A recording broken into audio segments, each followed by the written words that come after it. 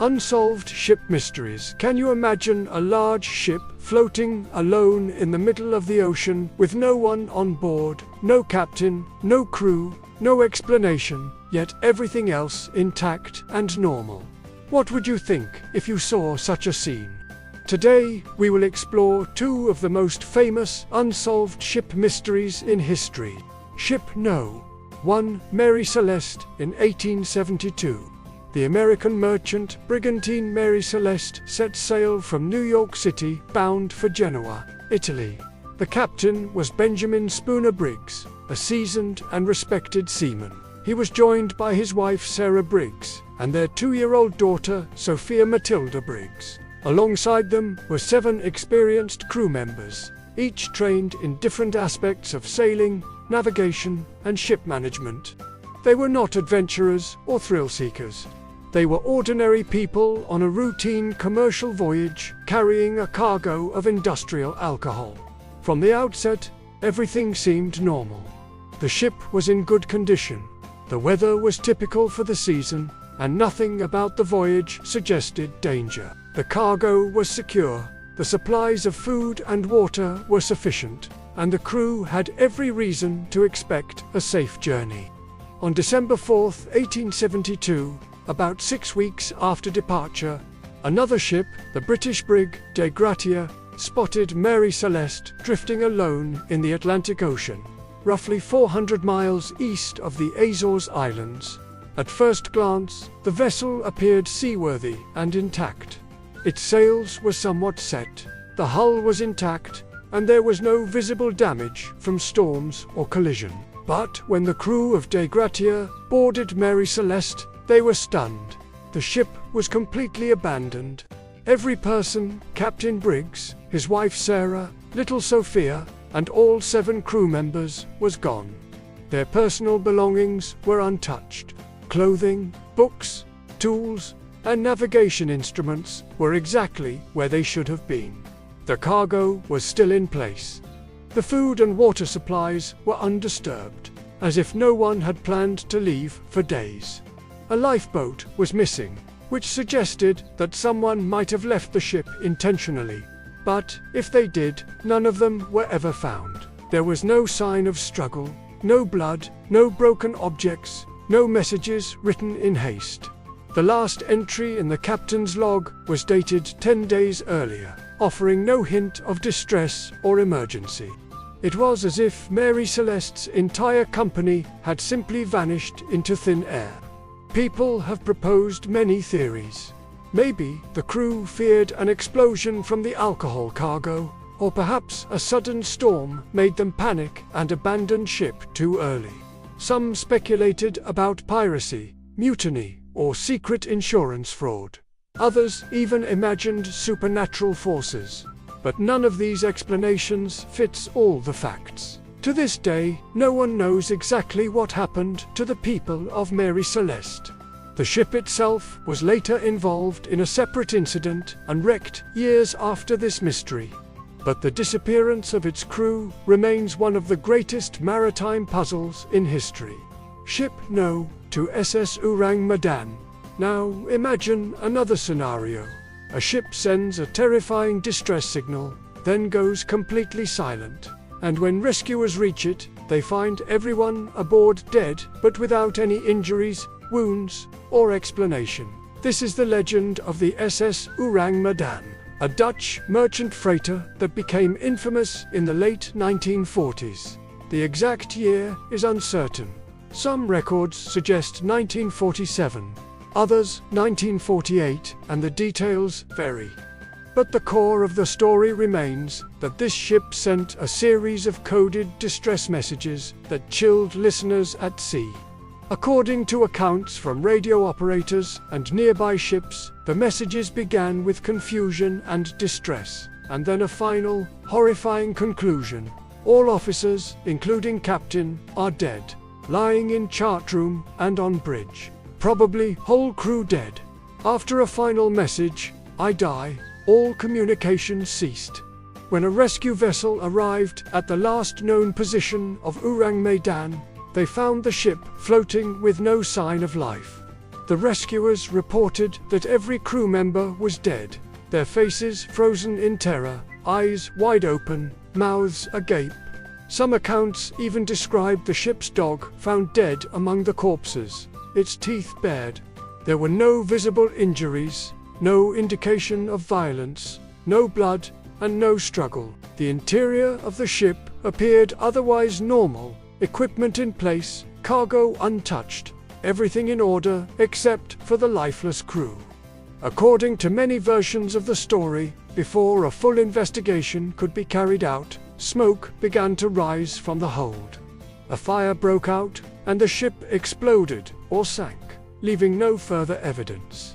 This means that if any clues lay hidden within the structure of the vessel, they were lost to the depths of the sea.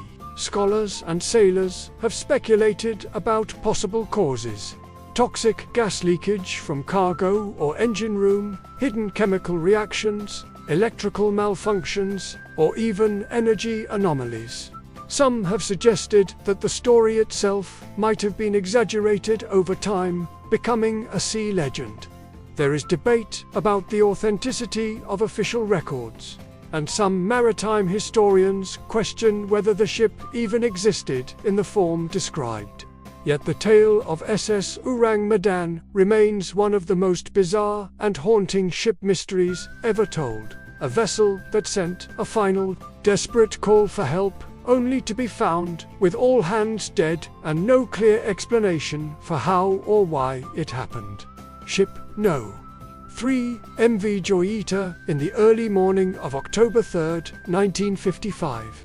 A wooden merchant vessel called MV Joyita left the harbor of Apia in Samoa, bound for the Tokawa Islands. A journey of about 270 miles across the South Pacific. The ship was owned by a university professor and chartered to Captain Thomas Dusty Miller, a British-born sailor who lived in Sapporo. Joyita wasn't a large vessel, just about 69 feet long, with a cork-lined hull that made her buoyant and almost impossible to sink. Yet she was strong enough to carry significant cargo and passengers. The ship's hold was filled with medical supplies, timber, food, empty oil drums, and other cargo bound for delivery on the islands. Aboard were 25 people, 16 crew members, and 9 passengers, including a government official, a doctor named Alfred Andy Dennis Parsons, who was traveling to perform medical work on Tokelau to children and various local workers. The engine room had a mechanical issue before departure. The port engine clutch had failed, but Captain Miller decided to leave anyway, with only one engine running, because he needed to fulfill the government-chartered contract and clear his debts. The crew knew the radio and pumps were faulty, but in the calm weather and relatively short distance, the voyage was expected to take about 41 to 48 hours, and no one anticipated serious danger. MV Joyita never arrived at Tokelau. By October 5th, she was overdue, prompting concern. No distress call was ever reported, and searches by air and sea began. Despite extensive patrols covering huge areas of open water, no trace of the ship, its passengers, or crew was found in the days immediately following. Weeks passed without any word. Then, on November 10, 1955, more than 5 weeks after she was supposed to have arrived, a merchant ship named Tuvalu spotted the MV Joyita drifting alone over 600 miles off her planned course near the Fijian island of Vanuatu. She was listing heavily to one side, taking on water, and her decks were awash. Amazingly, despite damage and flooding, she was still afloat. A testament to her cork-lined hull and watertight construction that kept her buoyant under dire conditions. But the most chilling fact was this: the ship was utterly deserted. Every single passenger and crew member was gone. Not a single life was on board. There were no bodies, no lifeboats, and no trace of where anyone had gone. The missing lifeboats and life rafts strongly suggested that the people aboard had abandoned the vessel. Yet no rescue signals had ever been sent, and no survivors were ever found afterward. Inside the ship, investigators found strange and unsettling clues. The ship's radio was tuned to the international distress frequency, but its wiring was defective and had limited range. So even if someone attempted to send a message, it would not have reached anyone. The logbook and other navigation equipment were missing, as were the weapons and personal items of the captain. A doctor's bag was found open on a table, containing bloody bandages, hinting that someone may have been injured and required medical attention. Food and medical supplies remained on board, and the cargo was partly missing, though portions of it likely floated away or were lost over weeks adrift. Pumps were found disassembled, and the engine room was flooded up to the floorboards, indicating the crew might have tried to fix a growing water problem. But why the crew and passengers abandoned a ship considered nearly unsinkable remains unexplained. Some theories suggest mechanical failures, such as corrosion and leaking pipes, allowed water to enter, causing panic and abandonment before the crew realized the vessel wouldn't sink. Others hypothesize mutiny or conflict due to stress and hardship, or even an injury incapacitating the captain and forcing a chaotic evacuation. Speculative ideas such as piracy, unseen disaster, or even strange paranormal events circulate, but there is no solid proof of any explanation. The subsequent official inquiry concluded that while mechanical problems likely caused flooding, the decision to abandon ship was inexplicable, as the vessel could have stayed afloat safely for rescue. To this day, nobody knows what truly happened to the 25 people on board MV Doita, and the case remains one of the most baffling ghost ship mysteries in maritime history. Ship No. For Carol Deering now travel back in time to January 1921, to a very different type of ghost ship mystery, one that unfolded on the jagged coast of North Carolina, known for treacherous waters called the Graveyard of the Atlantic. The Carol Deering was a large, 5-masted sailing schooner that had been a workhorse merchant vessel in the early 20th century. On January 31st, she was spotted at dawn by a lookout at the United States Coast Guard station at Cape Hatteras, harder ground on Diamond Shoals, a deadly sandbank notorious for shipwrecks. But what made this sighting extraordinary wasn't just the grounding, it was the eerie emptiness. The Deering lay with her sails still set, her hull intact, but no crew was on board. The Coast Guard and rescue ships were initially unable to board due to rough seas. It wasn't until February 4th that they could finally approach. What they found deepened the mystery. The ship appeared to be completely abandoned. Her steering equipment was damaged, with the wheel shattered and the rudder disengaged. The ship's logbook, navigation tools, and crew's personal effects were missing, along with the vessel's lifeboats. In the galley, it appeared that food was being prepared, as though the crew had planned for the next day's meal, and a pot of coffee sat ready. Despite a thorough search of the surrounding seas and shoreline, no trace of the captain or crew was ever found. The US government launched a massive investigation involving several departments, including Commerce, Treasury, Justice, Navy, and State, attempting to piece together the events leading up to the Deering's abandonment. Some theories suggested that the crew might have been caught off guard by a sudden storm or rogue wave, forcing a desperate evacuation into lifeboats that were lost at sea. Others proposed mutiny, piracy, or even panic due to illness or food poisoning. Another idea was that the crew encountered dangerous weather or navigational error, and in confusion scrambled into the waters. There was even speculation about pirates or hostile external forces, though no evidence supported these claims. Some maritime experts also looked at other disappearances in the same era, noting that nearby vessels had vanished under suspicious circumstances. but no consistent pattern emerged. Eventually, the Carol A. Deering was declared a hazard to navigation and was destroyed with dynamite to prevent future wrecks.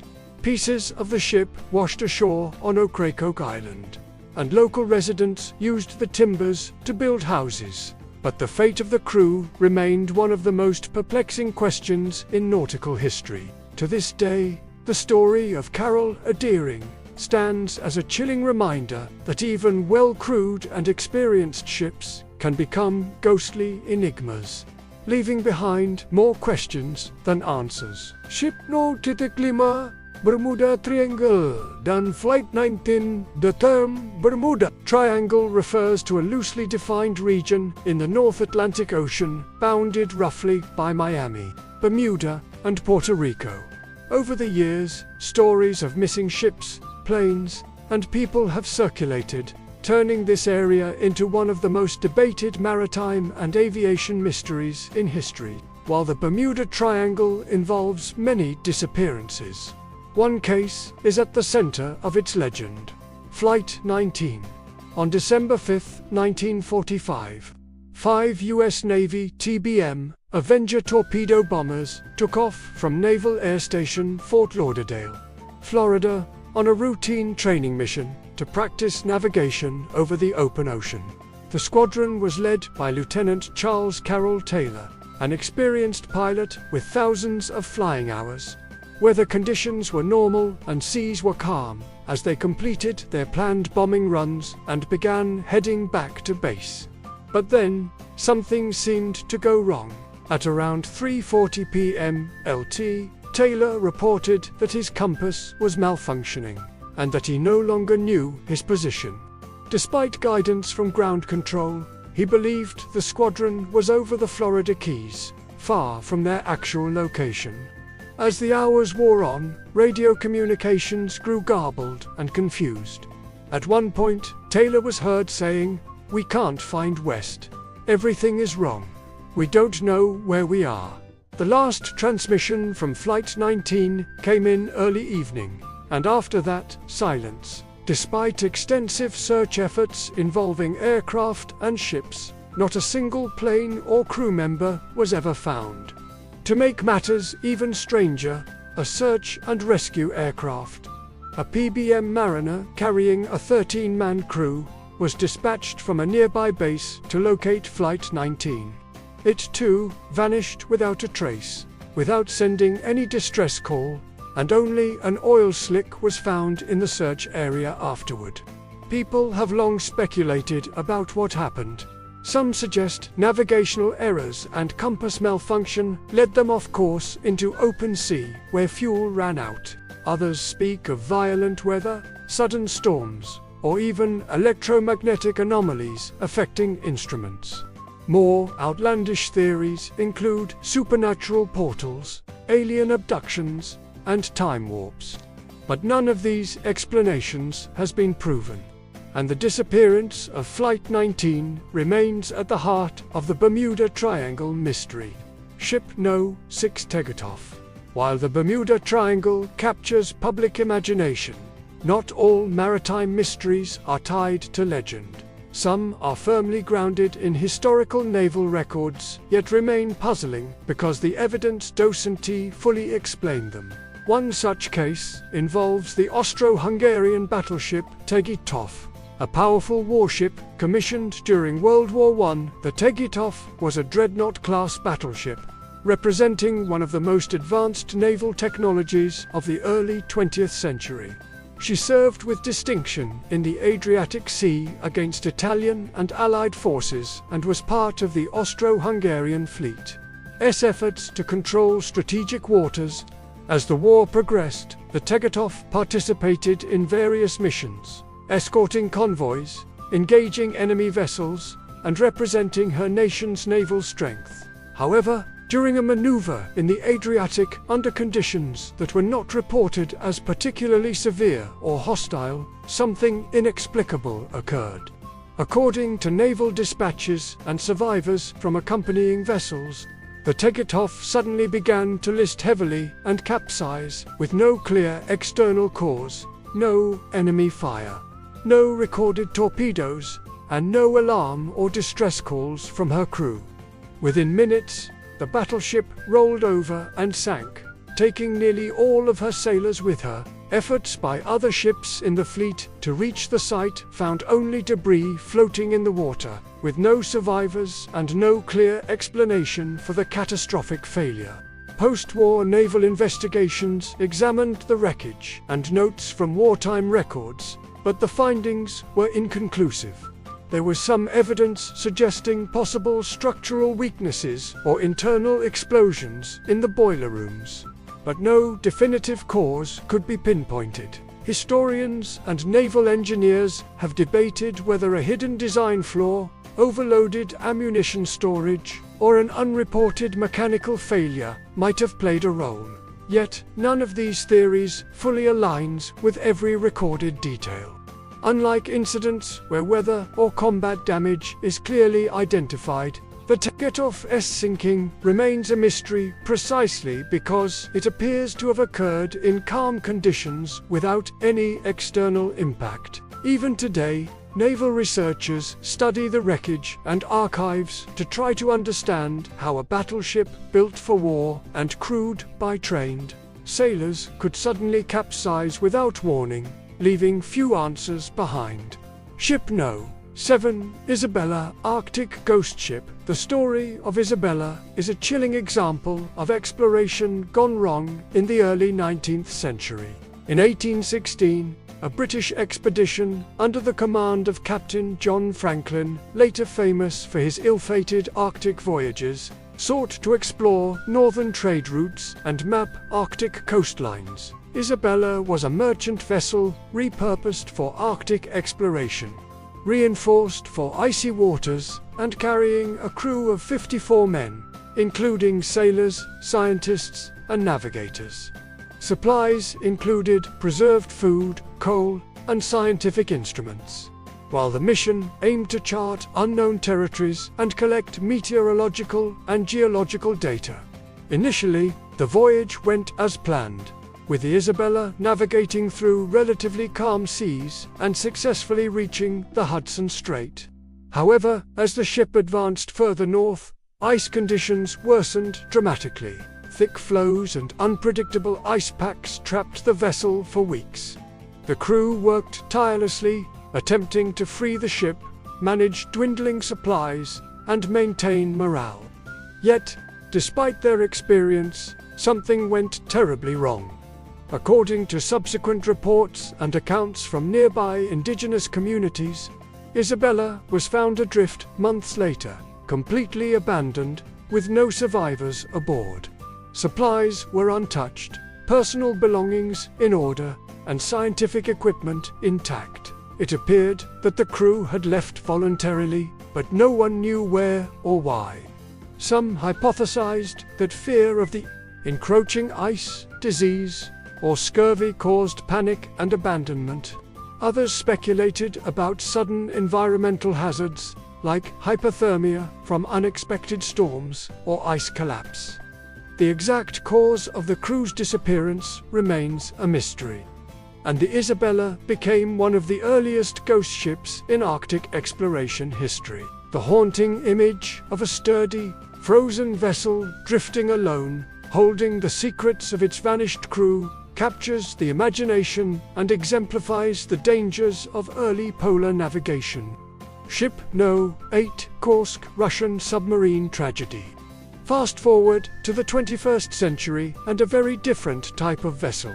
A nuclear-powered submarine, Kursk, a symbol of modern naval technology, training, and precision.